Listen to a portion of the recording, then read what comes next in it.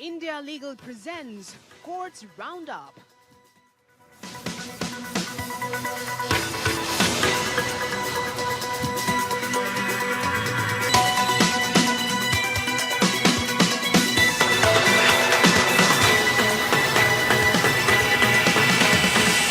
Doctor ortho Ayurvedic oil and capsule, अब दर्द भी घुटने टेकेगा। सुप्रीम कोर्ट ने एनसीईआरटी की पाठ्य पुस्तक पर लगाया प्रतिबंध। न्यायपालिका में भ्रष्टाचार पर अध्याय को हटाया जाएगा। एनसीईआरटी निदेशक को कारण बताओ नोटिस जारी किया। राजनीतिक दलों का चुनावों में धन शक्ति के अनियंत्रित उपयोग पर सुप्रीम कोर्ट ने याचिका पर जवाब मांगा। केंद्र सरकार और चुनाव आयोग को नोटिस जारी। केरल हाईकोर्ट ने केरल स्टोरी 2 फिल्म की रिलीज पर रोक लगाई। सेंसर बोर्ड को फिल्म की जांच करने का दिया आदेश।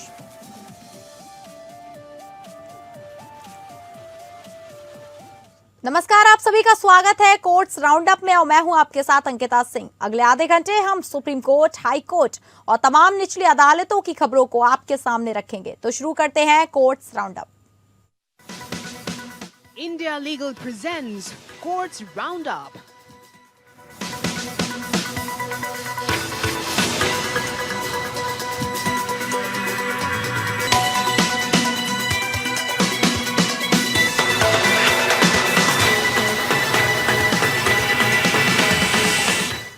सुप्रीम कोर्ट ने एनसीईआरटी की कक्षा 8 की सामाजिक विज्ञान की पाठ्य पुस्तक पर प्रतिबंध लगा दिया है, जिसमें न्यायपालिका में भ्रष्टाचार पर एक अध्याय है।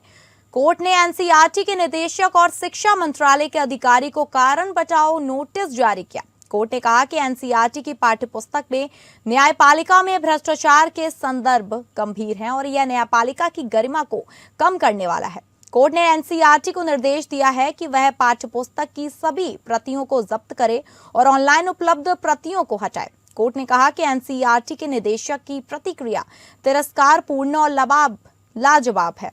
कोर्ट ने कहा कि यह एक साजिश है जो न्यायपालिका की गरिमा को कम करने के लिए की गई है। कोर्ट ने एनसीईआरटी को निर्देश दिया है कि वह अध्याय तैयार करने वाले व्यक्तियों के नाम बताएं और उनकी योग्यता की जानकारी दे।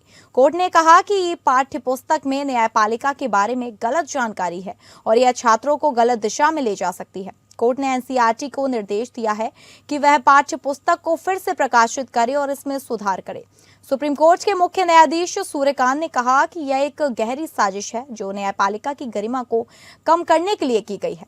उन्होंने कहा कि वह न्यायपालिका की गरिमा की रक्षा के लिए हर संभव कदम उठाएंगे। एनसीईआरटी ने पाठ्य पुस्तक को वापस लेने और इसमें सुधार करने का आश्वासन दिया। वहीं शिक्षा मंत्रालय ने कहा कि वह पाठ्य पुस्तक की जांच करेगा और इसमें सुधार करेगा। वहीं इस मामले पर ज्यादा जानकारी देंगी इंडिया लीगल रिसर्चर नीलाक्षी। क्या जानकारी है आपके पास? हमारे पास ये जानकारी है कि सुप्रीम कोर्ट ऑफ इंडिया ने एनसीईआरटी के class 8 social science text book का एक कंट्रोवर्शियल चैप्टर पर सो मोटो कंप्लेंट दिया है। इस चैप्टर में जुडिशरी में करप्शन केस बैकलॉग और जजेस की शॉर्टेज का मेंशन था और सीनियर लॉयर्स ने इसका ऑब्जेक्शन रेज किया था, ये कहकर कंटेंट जुडिशरी की इमेज को हार्म करता है। कोर्ट ने ऑब्जर्व ये किया कि चैप्टर से ऐसा इंप्रेशन मिलता है करप्ट जजेस पर कोई एक्शन नहीं होता, जो पब्लिक परसेप्शन को नेगेटिवली अफेक्ट कर सकता है, स्पेशली यंग स्टूडेंट्स के बीच। कोर्ट ने क्लैरिफाई किया कि फेयर क्रिटिसिज्म अलाउड है, लेकिन स्कूल बुक में इस तरह का प्रेजेंटेशन इनएप्रोप्रिएट पाया गया। इसलिए सुप्रीम कोर्ट ने कंसर्न चैप्टर पर इमीडिएट बैन लगाया, सब फिजिकल और डिजिटल कॉपीज विड्रॉ करने का ऑर्डर दिया। एनसीईआरटी ऑफिशियल को शो कॉज नोटिस इशू किया कि उनके खिलाफ कंटेम्प्ट प्रोसीडिंग क्यों न शुरू की जाए और इस मैटर की नेक्स्ट हियरिंग 11 मार्च 2026 को होगी। जी ठीक है, बहुत बहुत धन्यवाद आपका जानकारी देने के लिए। सुप्रीम कोर्ट ने राजनीतिक दलों द्वारा चुनाव में धन शक्ति के अनियंत्रित उपयोग को चुनौती देने वाली एक याचिका पर केंद्र सरकार और चुनाव आयोग से जवाब मांगा है। याचिकाकर्ता के वकील प्रशांत भूषण ने तर्क दिया कि यह मुद्दा लोकतंत्र के मूल को प्रभावित करता है और चुनावी प्रक्रिया को विकृत करता है। सुप्रीम कोर्ट के मुख्य न्यायाधीश सूर्यकांत, न्यायमूर्ति न्यायाधीश जॉय माल्या बागची और न्यायाधीश विपुल एम पंचौली की बेंच ने याचिका पर संक्षिप्त सुनवाई की। भूषण ने अदालत को याद दिलाया कि इलेक्टोरल बॉन्ड मामले में सुप्रीम कोर्ट पहले ही ये मान चुका है कि अनियंत्रित धनबल लोकतांत्रिक प्रक्रिया को विकृत करता है और मतदाताओं के अधिकारों का उल्लंघन करता है। इससे पहले दिल्ली हाई कोर्ट में भी एक समान याचिका दायर की गई थी, जिसमें राजनीतिक दलों द्वारा चुनाव में खर्च की जाने वाली राशि पर सीमा लगाने और खर्च की गई राशि का खुलासा करने की मांग की गई थी। हालांकि उस याचिका को जनवरी 2024 में वापस ले लिया गया था और यह अब मामला सुप्रीम कोर्ट में है। यह मामला सुप्रीम कोर्ट के 15 फरवरी 2024 के उस फैसले के बाद आया है, जिसमें इलेक्टोरल बॉन्ड योजना को असंवैधानिक घोषित किया गया था। योजना ने राजनीतिक दलों को अनाम रूप से धन दान करने की अनुमति दी थी, जिसे सुप्रीम कोर्ट ने नागरिकों के सूचना के अधिकार का उल्लंघन माना था।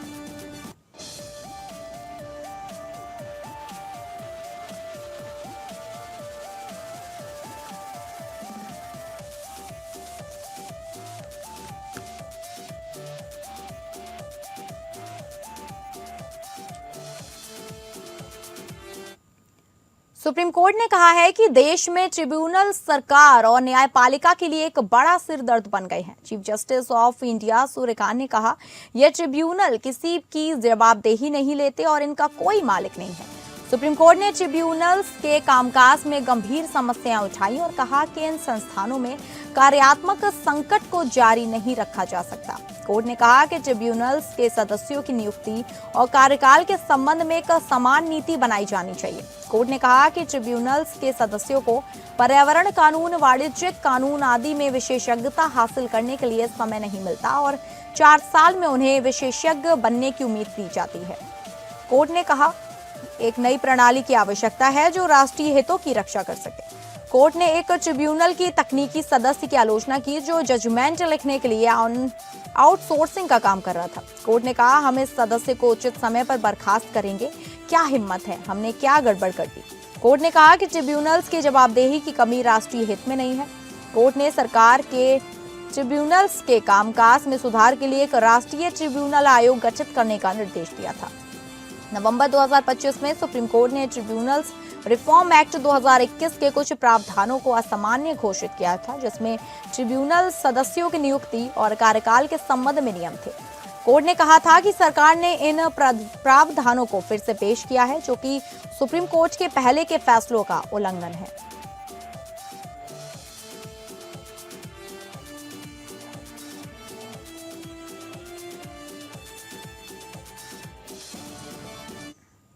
सुप्रीम कोर्ट ने कहा है कि रूह अफ़ज़ा को fruit drink processed fruit product के तौर पर क्लासिफाई किया जाएगा और यूपी वीएटी एक्ट के तहत इस पर 4% टैक्स लगेगा। कोर्ट ने इलाहाबाद हाई कोर्ट का फैसला रद्द कर दिया, जिसमें कहा गया था कि रूह अफ़ज़ा को रेसिड्यूरी एंट्री के तहत क्लासिफाई किया जाना चाहिए और इस पर 12.5% टैक्स लगेगा।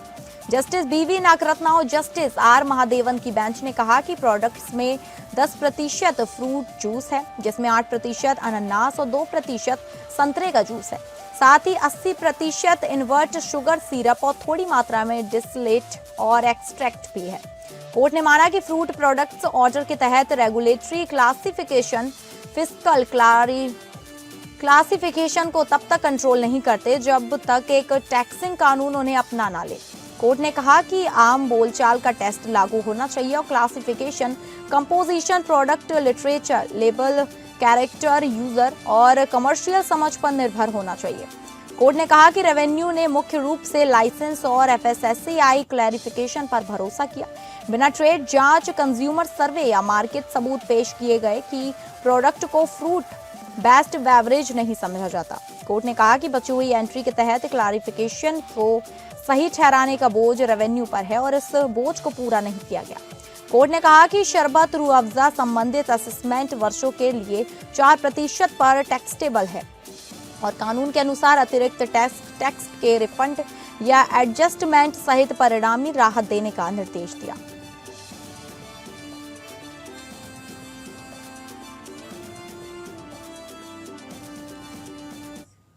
ईशा फाउंडेशन द्वारा किए जा रहे पवित्र कार्य को देखते हुए सुप्रीम कोर्ट ने कोयम्बटूर के गांव के निवासियों और ईशा फाउंडेशन के बीच चल रहे विवाद को सुलझाने के लिए मध्यस्थता का आदेश दिया। Chief justice of India Suryakant, justice Joy Mallya Bagchi और जस्टिस विपुल पंचौली की बेंच ने सेवानिवृत्त मद्रास हाईकोर्ट के न्यायाधीश जस्टिस राजेंद्रन को मध्यस्थ के रूप में नियुक्त किया है। दरअसल ईशा फाउंडेशन ने कोयम्बटूर में अपने योग केंद्र के पास एक शमशान घाट स्थापित किया है, जिससे आसपास के निवासियों को दुर्गंध की समस्या हो रही है। निवासियों ने मद्रास हाईकोर्ट में याचिका दायर की है, जिसमें कहा गया कि शमशान घाट तमिलनाडु ग्राम panchayat burial and burning grounds नियम 1999 के तहत 90 मीटर के नियम का उल्लंघन करता है। हालांकि हाईकोर्ट ने उनकी याचिका खारिज कर दी थी, जिसके बाद वे सुप्रीम कोर्ट पहुंचे थे। सुप्रीम कोर्ट ने सुझाव दिया कि निवासियों को वैकल्पिक भूमि और मुआवजा दिया जा सकता है, ताकि उनकी जीवन शैली प्रभावित ना हो। चीफ जस्टिस कांत ने कहा, ईशा फाउंडेशन कोई धार्मिक सेवा नहीं है, वे पवित्र कार्य कर रहे हैं, ये एक अच्छा कार्य है। बेंच ने दोनों पक्षों को मध्यस्थता के माध्यम से विवाद को सुलझाने के लिए प्रोत्साहित किया है।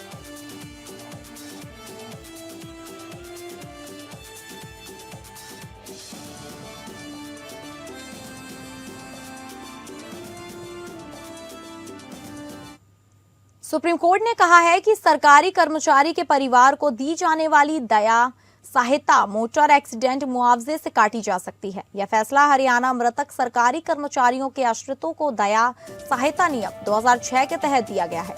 जस्टिस संजय करोल और जस्टिस ऑगस्टीन जॉर्ज मसी की बेंच ने रिलायंस जनरल इंश्योरेंस की अपील मान ली है और हाईकोर्ट का फैसला रद्द किया, जिसमें कहा गया था कि दया सहायता मोटर एक्सीडेंट मुआवजे से काटी नहीं जाएगी। यह मामला 2 नवंबर 2009 को हुए एक सड़क हादसे से जुड़ा है, जिसमें हरियाणा सरकार की एक कर्मचारी जो मल्टीपर्पज हेल्थ वर्कर के तौर पर तैनात थी की जान चली गई। उसके आश्रितों ने मोटर व्हीकल एक्ट के तहत दावा किया। क्लेरमेंट रिस्पोंडेंट ने 2006 के नियमों के अनुसार मिली रकम की कटौती के आदेश के बारे में क्लैरिफिकेशन के लिए एप्लीकेशन फाइल की। क्लैरिफिकेशन ऑर्डर के जरिए ऐसा लगता है कि हाईकोर्ट ने अपने रिव्यू अधिकार क्षेत्र का इस्तेमाल करते हुए मैन ऑर्डर की स्थिति को उलट दिया। इससे insurance company Reliance general insurance company limited को सुप्रीम कोर्ट का दरवाजा खटखटाने के लिए मजबूर होना पड़ा। विवादित रिव्यू ऑर्डर रद्द करते हुए जस्टिस करोल के लिखे फैसले ने हाईकोर्ट के मुख्य ऑर्डर को बहाल किया, जिसमें उसने रिलायंस जनरल इंश्योरेंस बनाम शशि शर्मा का जिक्र करते हुए कहा कि सिर्फ वही फायदे जो सीधे उसी तरह के नुकसान की भरपाई करते हैं, जैसे इनकम का नुकसान दिए गए करुणा के मुआवजे से काटे जा सकते हैं। कोर्ट ने कहा कि हाईकोर्ट ने अपने मुख्य ऑर्डर का रिव्यू करके गलती की, जिससे क्लेम करने वालों को डबल फायदा होता है। कोर्ट ने आगे कहा कि एमबीए के तहत मुआवजा शुरू में पूरा दिया जाना चाहिए। अगर कानूनी प्रतिनिधियों को असल में 2006 के नियमों के तहत रकम मिलती है तो बाद में एडजस्टमेंट किया जाना चाहिए। इससे यह पक्का होता है कि आश्रितों को उनकी सही मुआवजा मिले बिना दोहरे फायदे मिलने के जोखिम के। इसलिए अपील मंजूर की गई और हाईकोर्ट का मुख्य आदेश बहाल किया गया।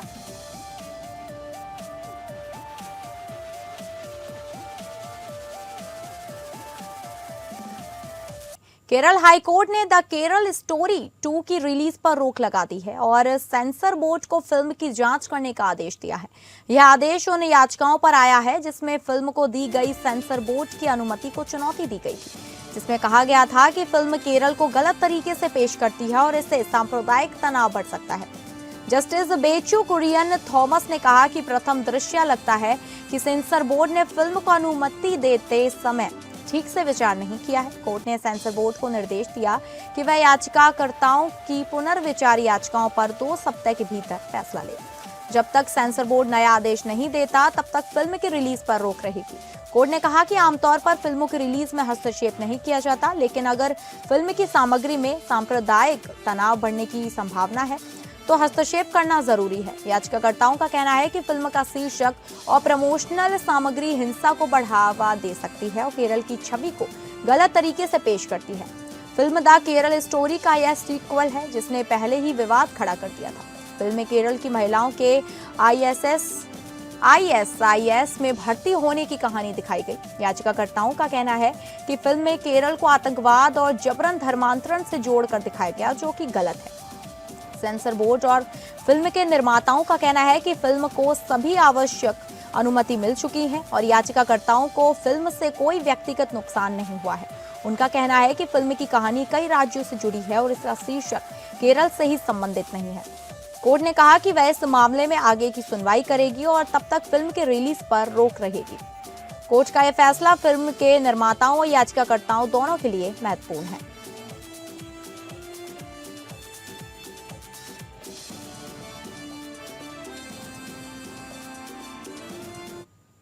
दिल्ली हाईकोर्ट ने उन्नाव प्रकरण में दुष्कर्म पीड़िता के पिता की हिरासत में मृत्यु मामले में दोषी ठहराए गए जयदीप सिंह सेंगर के स्वास्थ्य की स्वतंत्र जांच के लिए अखिल भारतीय आयुर्विज्ञान संस्थान में मेडिकल बोर्ड गठित करने का निर्देश दिया है।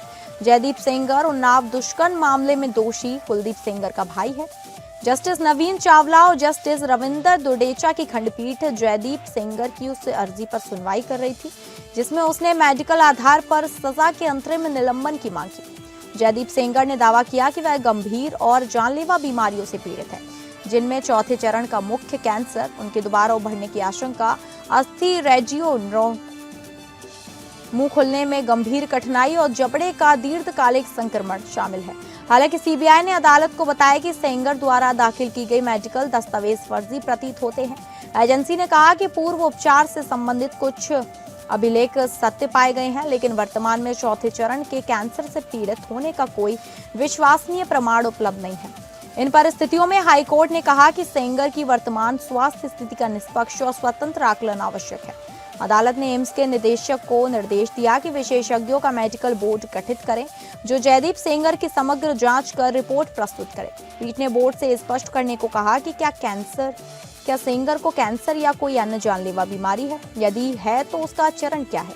इसके साथ ही ये भी बताया जाए कि आवश्यक उपचार जेल अस्पताल में संभव है या उसे सरकारी अस्पतालों में सुरक्षा के साथ ले जाकर उपचार देना होगा।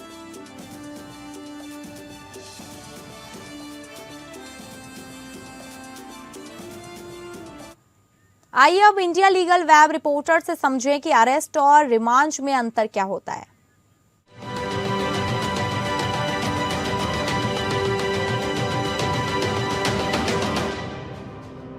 आइए जानते हैं अरेस्ट और रिमांड में क्या डिफरेंस है।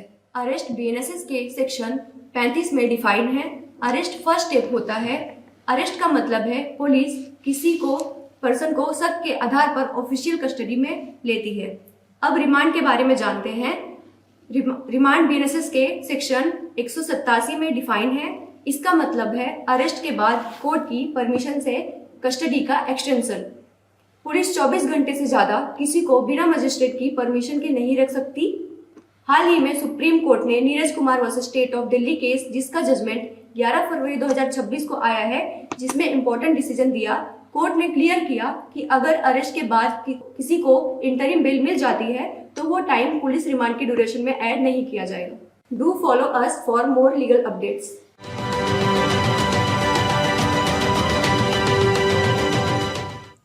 तो फिलहाल कोर्ट्स राउंडअप में बस इतना ही। नमस्कार। India Legal presents Courts Roundup.